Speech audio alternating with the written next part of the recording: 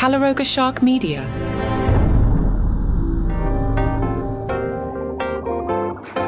Man, I love doing this show. Hi, I'm Johnny Mac with your Daily Comedy News. Our leadoff story today involves a fight, and I enjoy a good fight. This from Crack.com. Apparently, a former Saturday Night Live intern caught Michael Che's attention. The former intern posted an Instagram reel exposing the show's behind-the-scenes culture of manipulation. Now, I just want to point out, I don't want to beat up on this person who I think is younger than I am, but the person does share a surname with me, so if you look up the story on yourself, I do not know this person. I am not related to this person. I have never met a person who does share a surname with me who has this particular first name, so I have no association with this person, but I don't want to say their name because I just want to do the story and not like really beat up on this person who I disagree with a lot of the opinions here, as you're about to hear. The former Saturday Night Live intern spilled the tea, repeating damning accusations against the show that were made by plenty of others. Okay, well, wonder what happens. What is the tea? She says, hey, you want to know why SNL has so much turnover? She blames Lorne Michaels. No way! The showrunner of Saturday Night Live is responsible for cast turnovers? Holy cow! Wow, she says Lorne Michaels loves power, and he loves creating emotional crises in the lives of people who are younger than him. Lorne's 80. Everybody's younger than him. The former intern says, ooh, it's creepy when you think about it. She says that it's nuts that accomplished comedian should sit on the floor of Lorne Michaels' office to pitch ideas, with Lorne deciding which sketches make the cut. Really? What's crazy about that? Have you never worked in a bullpen? I've worked at radio stations. I ran a comedy radio station. We had a bullpen. We called it the bullpen. You go in. If there's a chair, you grab one. Maybe you lean up against a desk. Maybe you sit on a floor. That's what you do. You were at Saturday Night Live. What did you want him to have? How are we supposed to pitch sketches? Should we stand? Should we bring folding chairs with us? Like, what is the proper method to pitch sketches to the showrunner of the show? This is crazy. Cracked quotes the former intern as saying, guess what? He built the process in the 70s. It's an insane workflow that requires lots of caffeine, at least to survive. Your mind and your body are going to break down. People go off on the deep end of that place all the time. You don't sleep for literally years of your life, which is a torture tactic. Now that's not true. I'm not a medical expert, but I'm pretty sure, I'm confident here. If you did not sleep for literally years, like if right now you said, Johnny Mac, I'm calling your bluff, it's 2025, I'm not going to sleep for years as plural, so we'll make that 2. I'm not going to sleep until November of 2027. I would say, oh yeah? You're going to die. Please don't do that. I don't want you to die. I appreciate you listening to the podcast. Please, at some point in the next 2 years, literally sleep. The former intern says you can't have sustainable friendships outside of that place for years at a time for the duration of your time there. It's kind of like a cult. Crack says the former intern says she has a degree in comedy from NYU's film school. The intern claims SNL asked her to interview after her senior year, but she turned them down and said, you would know my name by now. Cracked editorializes, note to former intern, nobody knows the name of SNL's writers. All this was noticed by Michael Che, who jumped in on the comments. Michael Che posted, you learned all that getting coffee? Oh, the intern responded, it's incredible what people reveal in front of you when they treat you like you're invisible. Che shot back, doesn't sound bitter at all. The intern, rather than folding, goes back in and says, I'm genuinely not. Che responded, yep. And apparently they kept going back and forth. Fans on Reddit believe that Michael Che was trolling. One user said, he's doing it for fun. His entire Instagram persona is being an edgelord. Another Redditor said, honestly, you learned all that by getting coffee. Such a great line that I don't see how Che could resist. Speaking of Saturday Night Live, Eddie Murphy, he's been in the press lately. Did you see the documentary? In it, Eddie Murphy explained it was Lorne Michaels' idea to ask Chris Rock, Dave Chappelle, and Tracy Morgan to join in Eddie Murphy's monologue. Boy, this Lorne Michaels person just sounds horrible. Chris Rock said the Eddie Murphy return episode went so well that he told Lorne Michaels it was one of the greatest SNLs ever, and I walked over to Lorne Michaels when it was over, and I said, you should quit right now. It's not getting any better than this. I think Chris Rock has been right. Has there been a better episode since that episode? No, there's been some good ones. Personally, I think the time to get out was SNL 50 and 80 years old. I think everybody would have been like, good job.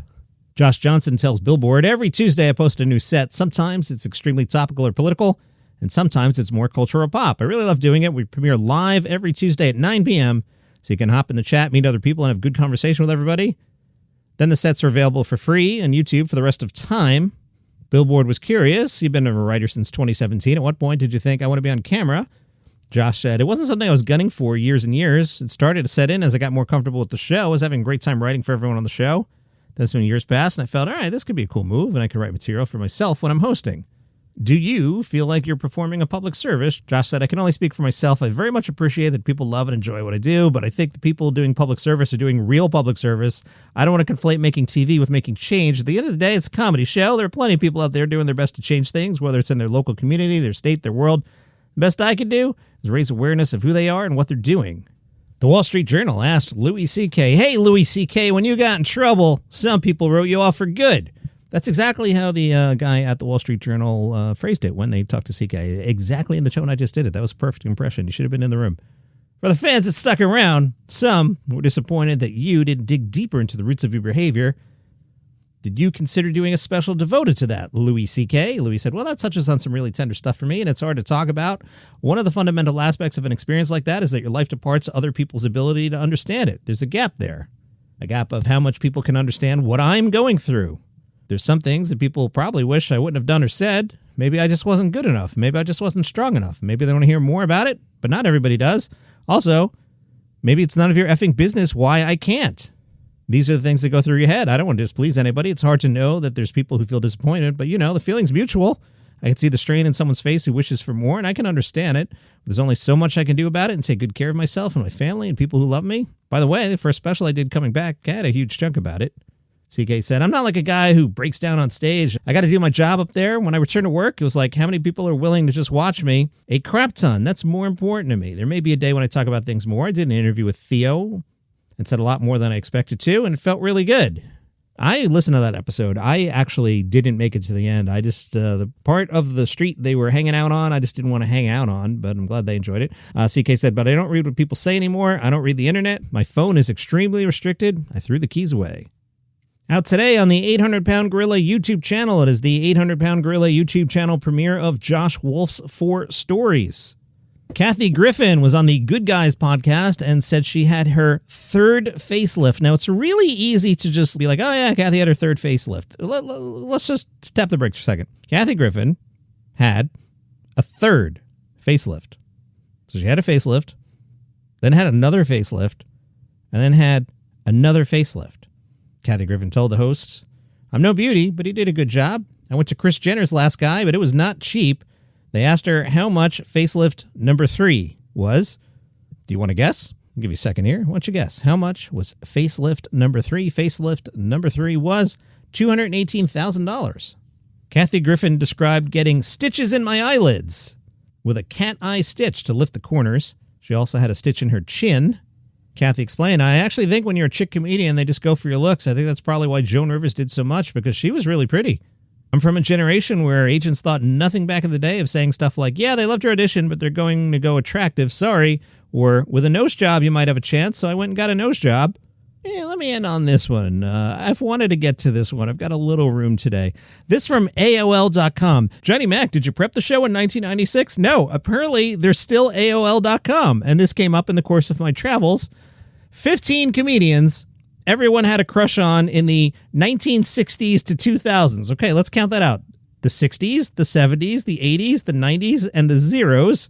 So 50 years of comedians, and these are the 15 comedians. Remember I said the word comedians here. The 15 comedians everyone had a crush on in the 1960s to the 2000s. Ready? Here we go. Here's what AOL.com says.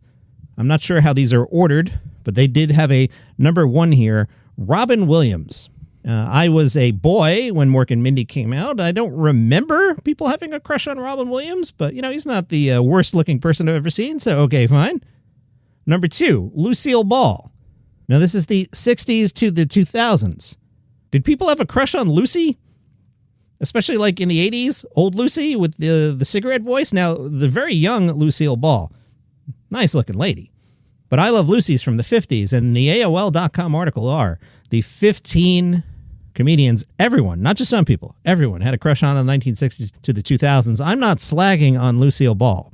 Born in 1911, So in 1960, which is part of the AOL.com article here, Lucille Ball was post I Love Lucy and 49 years old at a time when people aged a little older than they do now. If you want proof of that, watch the movie Diamonds Are Forever.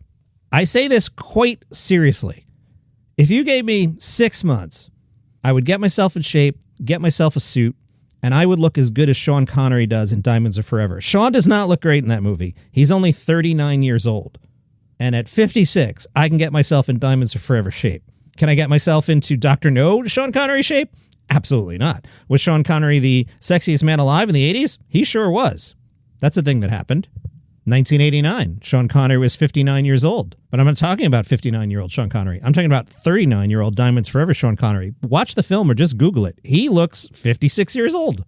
Anyway, number 2 on the AOL list, Lucille Ball, 49 years old or perhaps older. Again, not slagging on her. Just saying. This is a list, and we're not done with the list yet. Continuing, the 15 comedians everyone had a crush on in the 1960s to the 2000s. So far, we have Robin Williams and Lucille Ball. Eddie Murphy. Now, I was around in the 80s. Eddie Murphy, hilarious. I don't remember people having a crush on Eddie Murphy, but again, maybe I just misremember. Number 4, Bill Murray. I think people did have a crush on Bill Murray. So yeah, Tina Fey. People did have crushes on Tina Fey, so I think that's fair. Number 6, Steve Martin. I don't remember that. I remember Steve being like a really big comedy star for a while there before he picked up the banjo and became an actor. But again, I was young. I won't argue with you.